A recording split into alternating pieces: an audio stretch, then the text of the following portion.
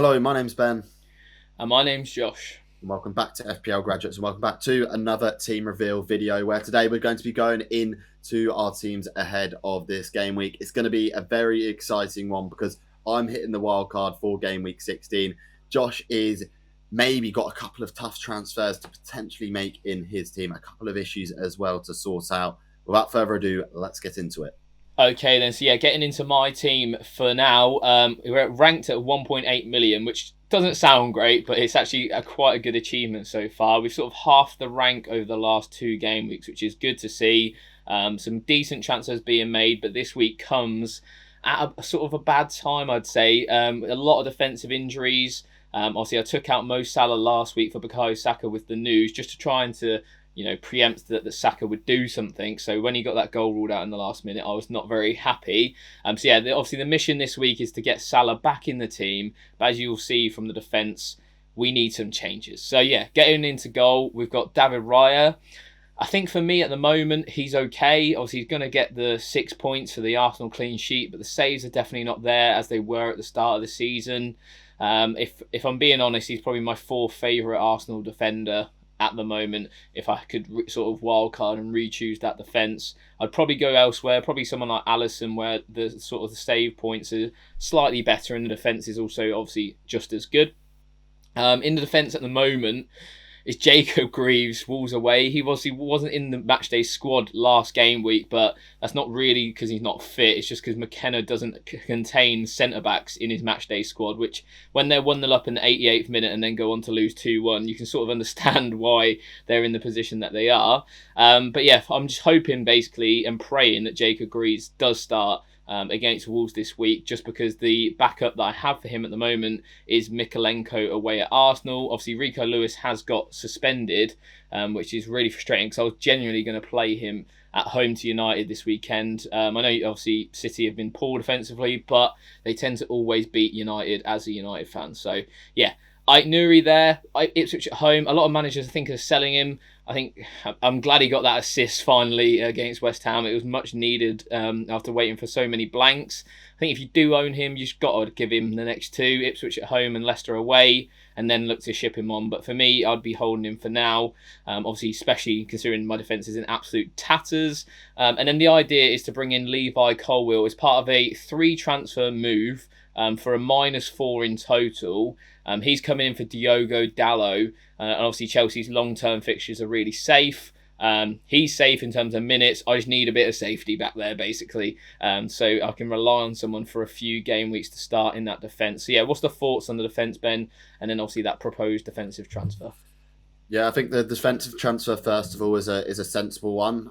It's obviously sort of difficult to predict Amarin with sort of him being such a new manager, etc. It's a difficult position with those other two defenders, but I think you're just going to have to sort of grit your teeth and try and get through this game week with the defence and hope that this game week follows a similar vein to the rest of the season so far, where we haven't seen many clean sheets at all, and maybe 1 or 2 teams actually do keep a clean sheet in the end, which you can hope can be Chelsea and maybe hoping for Arsenal as well to keep one. I don't think Ait-Nouri is the worst player to have this week either, just based on sort of Ipswich's attacking numbers. Of course, there's always that element of risk with Wolves being so poor defensively. So all in all, it's not the worst in the world. In an ideal world, you just don't want Mykolenko coming off your bench.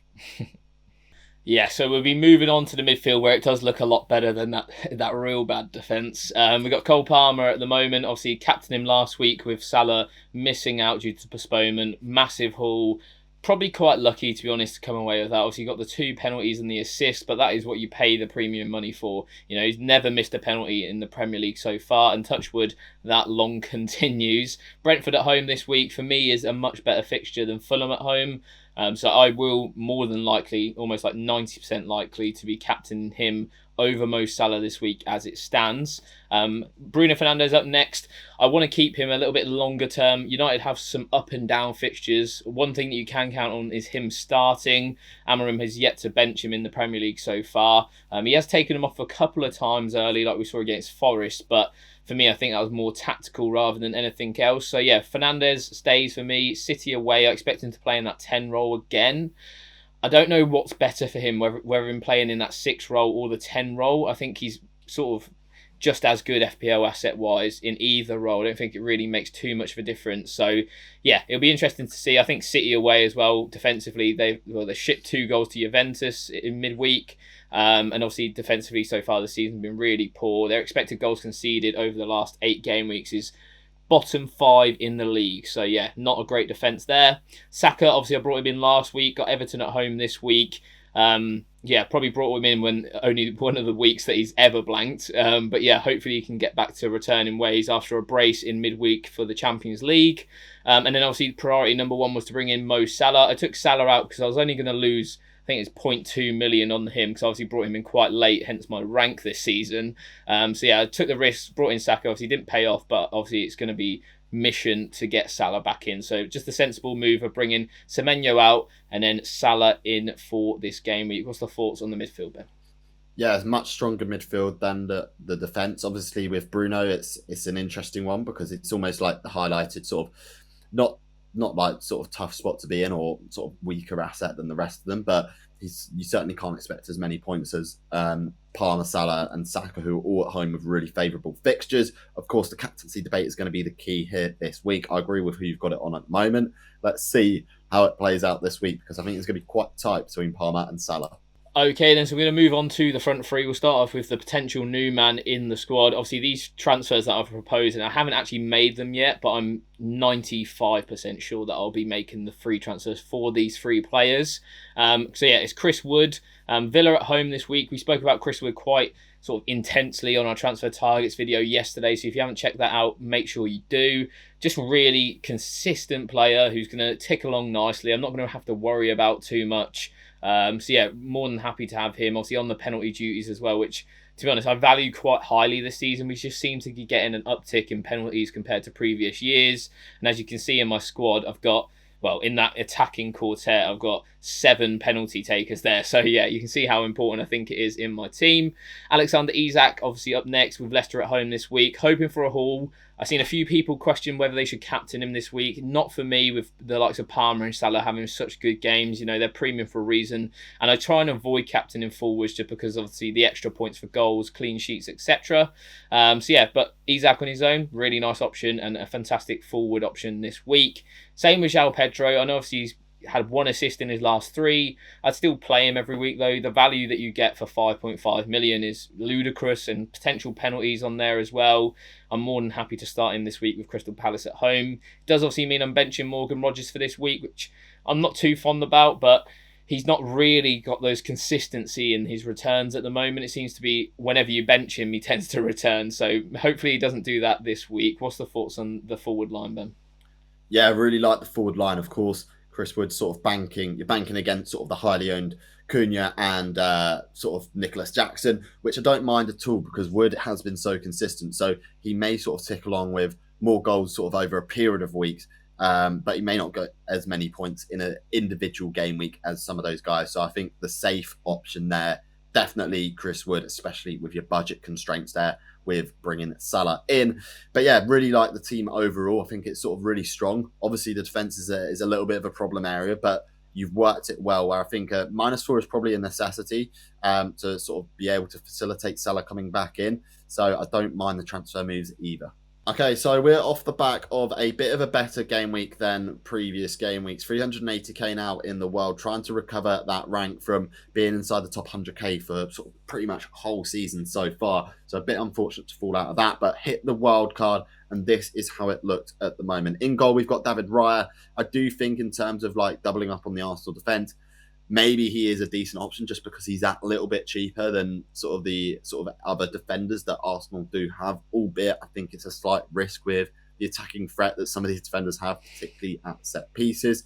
My Arsenal defender at the moment is Timber, which is interesting. He obviously got 30 minutes off the bench for Arsenal in midweek, which is really positive and leads me to believe that he will be starting against Everton this weekend. He may get sort of 60 to 70 minutes before coming off. So a slight risk with that, but I do think he's been fantastic since this injury almost crisis for Arsenal. And at the value that he's at, you know, it's really sort of decent and can facilitate a lot going forwards in my team. Lewis Hall, I think, also is decent value because of the fixtures that Newcastle have coming up. The defensive data has been okay. It's nothing to write home about, but I do think like in rotation with Levi Colwill, he's a really decent option, and you can almost sort of rotate between the two over the next few game weeks. And then Joe Gomez is in there as well. We spoke about him in transfer targets. I think he's the most sort of high, he's the best sort of option in terms of value for that Liverpool defence, especially if you're wildcarding this week like I am. So yeah, fairly happy with the defence. Josh, what's your thoughts on that?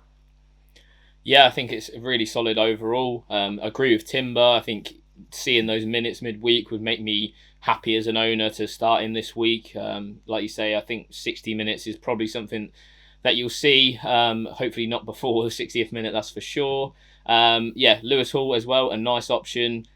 Decent attacking threat, nothing crazy. But yeah, probably the best you're going to get out of a defender at the moment. Obviously, two really good fixtures in their next two as well for Newcastle. Joe Gomez, I think you've got the luxury of being able to bring him in just because you're seeing that wild card predicament. I think if anyone else is looking at a Liverpool defender, I think Van Dijk is a lot safer. I also quite like Alisson at 5.4 million in goal. He offers, a cheap route to those Liverpool clean sheet points as well, where you could maybe do Alisson and then have that sort of Gabriel as well to get that attacking threat maybe. But overall, I really don't mind it. And this way is probably the cheapest entry point to get into those really, really elite defences. Okay, so moving on into midfield, and it's a fairly similar story as to Josh's midfield. We've got Salah and Palmer. Palmer on the captaincy at the moment, which I'm fairly set with based on how bad Brentford are away from home, how good a form Palmer is, and sort of the added bonus that Chelsea as a team are playing really well as well. I do think he, at the moment, is a standout captaincy option for me. We've also got in Bukayo Saka. It'll be the first time this season that I've owned him, which is crazy to say considering how decent he has looked. A couple of goals in midweek, and we're looking fairly decent for that on the triple up with the Arsenal. At the moment, we've got Semenyo in there as well. I feel like that I should be having sort of maybe one or two sort of lower price midfielders to help facilitate the sort of moves that I want to make and the players that I want to have in. He's not an ideal pick, but I don't know if I want to sort of go with Enzo Fernandez because there's potential of sort of a triple up on the cards, maybe with Nicholas Jackson that I can look to. So at the moment, he is in there with Rodgers on the bench. What's your thoughts on the midfield, Josh? Is there other options other than Semenyo that you'd maybe consider? To be honest, I'm not a massive fan of Semenyo. I've had him in my team a while now, and he's just not really reaping the goods that some of the other Bournemouth attackers are. I think he's playing a little bit deeper, similar to the Mbeumo sort of case, where he seems to be playing a lot deeper and wider than what we've seen earlier in the season. Earlier in the season, he was averaging, I think, 4 shots per game, which is obviously crazy numbers for someone who's so cheap. It's difficult though, because at that price point, there isn't that much to go off. You obviously mentioned Enzo Fernandez, but I agree with what you're saying there. I wouldn't rule myself out of a Jackson triple up, especially with their fixtures at the moment. If he gets in a real turn of form, then you're going to want to get to him pretty swiftly.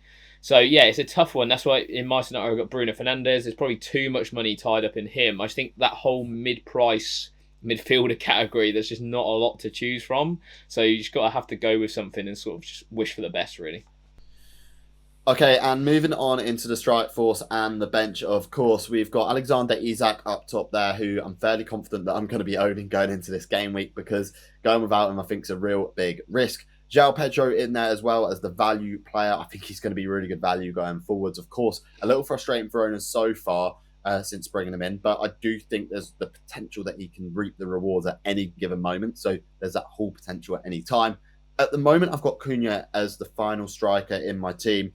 At the moment, I've got 1.1 million in the bank, or 1.2, something like that, which would allow me to go from Cunha directly to Nicholas Jackson, which is my, predicament at the moment. Cunha's got a good fixture at home to Ipswich, but if he doesn't return on that, I'm going to want to transfer him out. So I'm feeling like, at the moment, leaning more towards Jackson to help sort of save myself a transfer a couple of game weeks down the line.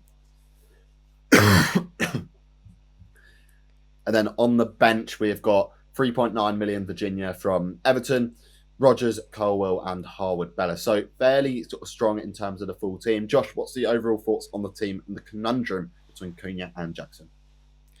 Yeah, it is a difficult one. I think if you're an owner, then you're probably going to keep him for the next two. Ipswich and Leicester, they're fine fixtures to hold him through. It's almost like it's just evened itself out where he was overperforming to an incredible rate beforehand, and now he's just sort of doing what he should have been doing, really, just sort of getting a return here and there. For me, I'd be tempted to hold him through that Ipswich fixture. I know Brentford ship a lot of chances, but it's just such a good fixture for Wolves. They need the win. Obviously, they just lost to West Ham as well. They've backed Gary O'Neill for him to sort of turn it around. This is one of those fixtures where if they win that game, they're going to be confident that they can sort of make their way out of that relegation battle. For me, it's a big game, whereas that Chelsea-Brentford game is just sort of another game for Chelsea. Like, I could see Jackson maybe playing, and then they're already 3-0 up. Has he done anything by that time? Maybe got an assist, gets taken off early, something like that. It is a tough decision, though, and for me, I'm leaning towards maybe sticking on Cunha for now, and then maybe moving to Jackson in a couple of weeks' time. Okay then, so that was some big team reveals for this game week 16 deadline. Let us know what you would do in our positions in the comments, and equally, if there's anything that's going on in your teams for this game week, let us know and we'll get back to you before the deadline. Yeah, absolutely. And as always, please remember to like, comment and subscribe to the FPL Graduates. I've been Ben. I've been Josh. And we'll see you guys later. Have a good game week, everyone. So you